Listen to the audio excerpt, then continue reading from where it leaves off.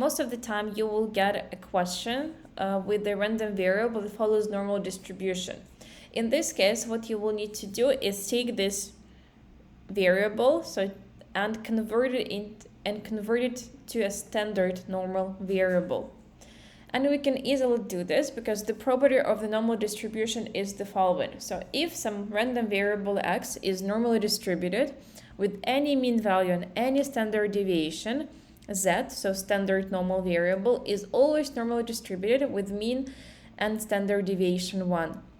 So, and to get this z, standard normal random variable, we need to do the following. So we take the value of x and we subtract its mean value and divide it by standard deviation. So in this way, we get the z value, so standard normal random variable, which describes the number of standard deviations between x and the mean value.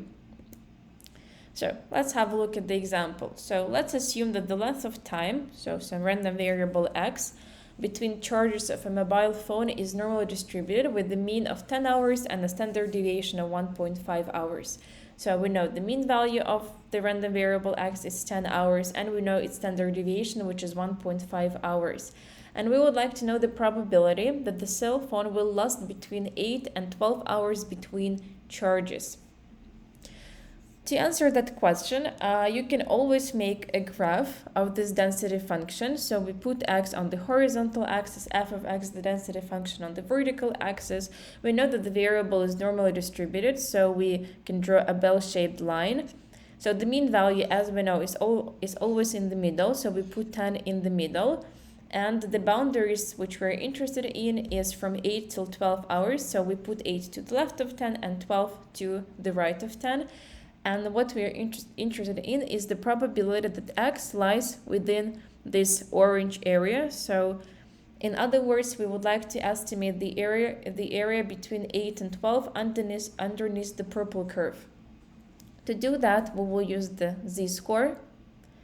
So for each individual value of the boundary, we will need to obtain a z-score. So we can start with 8. So x is equal to 8, the mean value is 10, and we divide by standard deviation. So we get a negative value of 1.33, which we can put also on the curve. So the value to the left of the mean value, the z-score to the left of the mean values of 0 is negative 1.33. And we need the second z-score for the upper boundary, which is 12 hours minus the mean value of 10 divided by standard deviation of 1.5. So we get the z-score of 1.33. We can also put it on a graph, so to the right of the mean value of 0, so 1.33 for the z-score. Look, the first values are x values and the second values are z values. And the probability that x, so the random variable, lies between 12 and 8 is equivalent to looking for the probability that the z-score lies between 1.33 and negative 1.33. So what we will need is the probability that the z-score lies between 0 and 1.33 and negative 1.33 and 0. Once again, normal distribution is symmetric, so in this case the probabilities will be the same. And actually, we've already found them in the previous video. So let me go back to the table. So the z-score, the probability that z-score lies between 0 and 1.33 is 0.4082.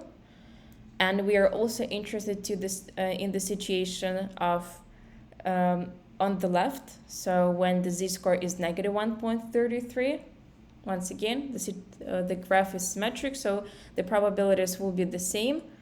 Therefore, we just take the probability of 0.4082 multiplied by 2, and we get the probability of 0.8164. So the probability that the cell phone will last between 8 and 12 hours is 81.64%.